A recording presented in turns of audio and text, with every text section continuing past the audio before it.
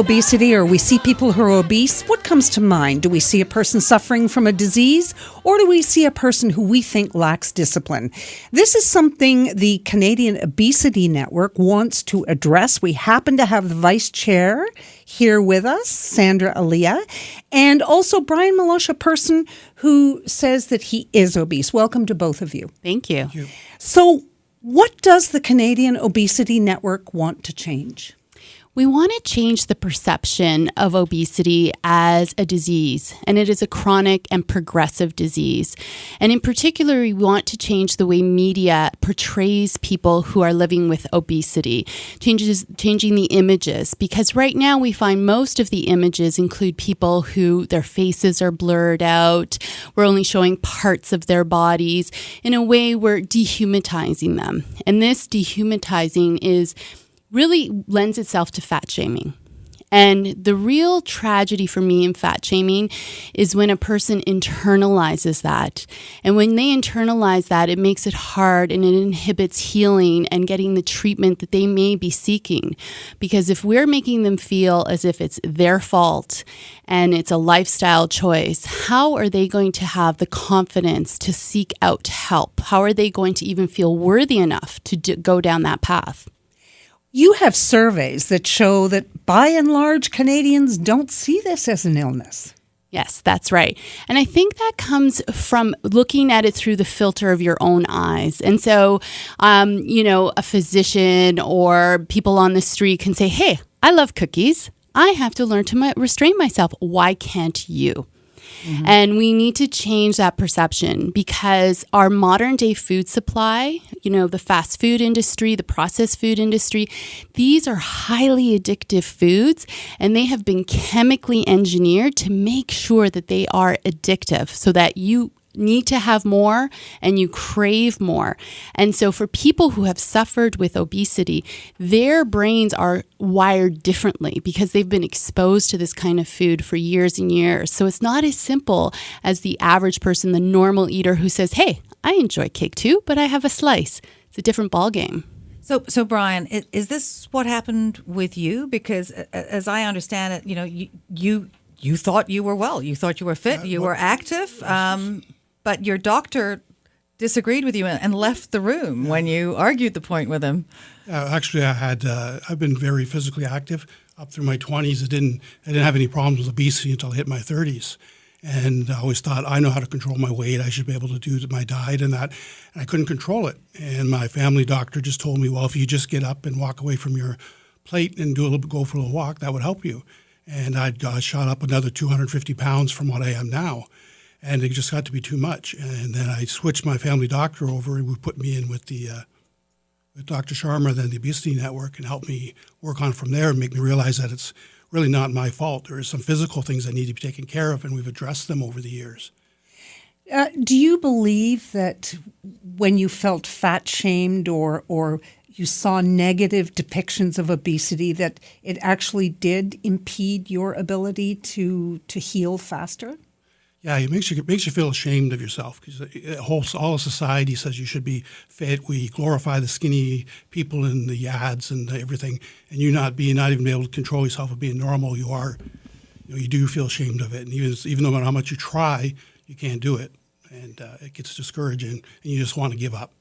Yeah, I would agree with that. From a personal note, a relative told me last night she wanted to know why I gained so much weight recently. Was I stressed or what it was? I said, well, yeah, stress me out more now. I'm going to go eat more chocolate because that's how I deal with stress. But I felt worse. And I know she meant to be loving and say, like, can I help you? Is there something going on? But the fact is like, is it this noticeable that I've gained this weight? And she was like, yeah, I'm afraid so. Well, it's interesting that people feel comfortable commenting on your body. Right? And so I don't believe that anyone has that right. And we as a society cannot tell somebody that they don't love their bodies or that they're not successful, they're not, an active member of their community because of their size. And in the same token, I don't believe anyone has the right to comment on my body because I could be just fine with it and love myself exactly as I am. But what if you're not? Right. But her assumption was there was something wrong. And that's the bias. And that's what people are struggling with. because you could very well be very happy. Let me play the devil's advocate for a moment, because I know there are people who will say this, and that is, obesity is a health risk. And showing pictures of happy, obese people smiling, having fun, so in essence, positive pictures. Is there a danger that would send the wrong message to young people, for example? Like the ads that we used to see with everyone drinking or everyone smoking, that you were happy if you were doing that? I actually don't think so. It's especially when you get to the young people, it's a self-image that you're building. And coming from it was really hard for me to realize that I was obese and what it was, and I didn't really like it. It took a while for the doctor to explain me to understand it. You have these young people trying to build their self-image, and now all they're seeing out in the media is, they have no heads, they have no feet, and they got a triple ice cream cone in their belly sticking out. So they don't want to be associated with that, so they're going to turn away instead of realizing, I can be, fun, and I can have a career and be obese. But you know what? I'm not feeling well either from it. And I can go see the doctor and ask him and not have my head down and shame because I'm obese. I can be, it's a problem I have. And you can address it that route. Now, you blame the media a little bit, or a lot, because you're targeting this message to the media. But do you not also feel that with social media, you were saying, people feel entitled to pass judgment on and shame everybody?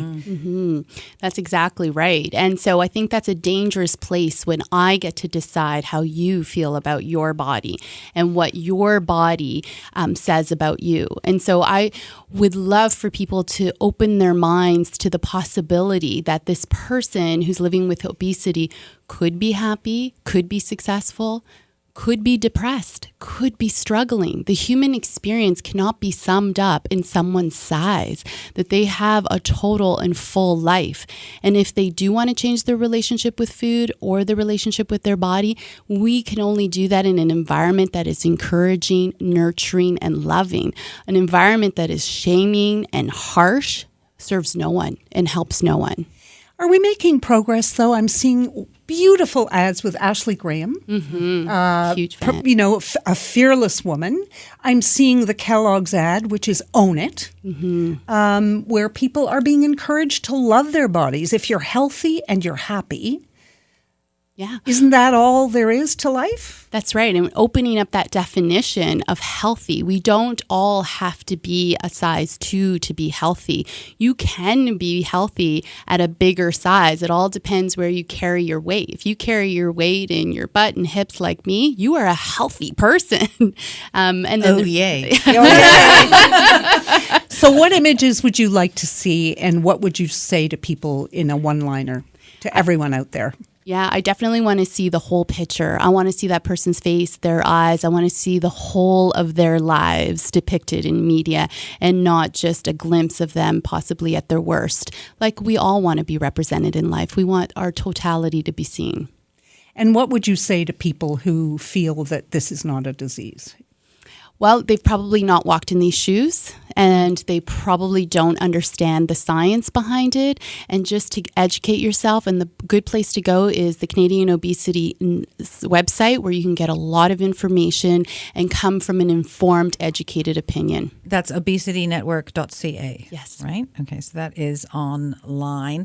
And Brian, a final thought from you. What was your aha moment of I do need to change my life? When I just couldn't do anything anymore. It was as simple as walking through a store and my legs hurt. The weight was too much for my legs to even handle. Everybody, it's amazing, as you become big, you disappear. Nobody would look me in the eye and smile. Those kind of things just didn't happen. It was like I didn't exist in society anymore. And it's not funny, as the weight come down, you got more people smiling, people touching you, and you become more active. But it was actually the point where I could hardly walk from the weight. How much weight did you lose? A little over 250 now.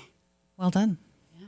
Congratulations. Great. My goal's always been to feel better. It's not the numbers, it's to feel better. Excellent message. Thank you very much for coming in and talking to us. And if you need help, again, it is obesitynetwork.ca. This is what she said. Stay with us.